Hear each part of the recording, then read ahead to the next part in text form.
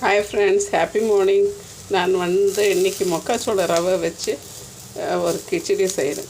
இதுக்கு பார்த்திங்கனாக்கா ஒரு 4 ஸ்பூன் எண்ணெய் ஊற்றிருக்கேன். கடுகு, உளுத்தம் பருப்பு, கடலைப்பருப்பு போட்டிருக்கேன். பின்ன வெங்காயம், பச்சை மிளகா, கொஞ்சம் ஒரு 1/4 ஸ்பூன் அளவுக்கு இஞ்சி பூண்டு பேஸ்ட்டு போட்டிருக்கேன். பின்ன கேரட்டு, பீன்ஸு, பச்சை பட்டாணி போட்டு பின்ன அந்த ரவை, மொக்காச்சோள ரவை, கார்ன் சூச்சி அதை போட்டு இதோடவே நல்லா வதக்கியாச்சு.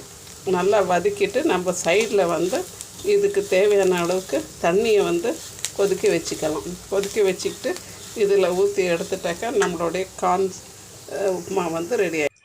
பாருங்க ஃப்ரெண்ட்ஸ், நம்மளுடைய கார்ன் ரவை உப்புமா சூப்பராக ரெடி ஆகிடுச்சு. இது அந்த எண்ணெயோட எல்லாம் காயும் போடுறோம் பார்த்திங்கன்னா, காய் அந்த எண்ணெயோடவே ரவையை வறுத்துக்கிட்டோம்னாக்கா நம்மளுக்கு நல்லாயிருக்கும். ரவை தனியாக வறுக்க தேவையில்லை. எங்கள் வீட்டிலலாம் ரவை இப்படி தான் வறுக்குவாங்க.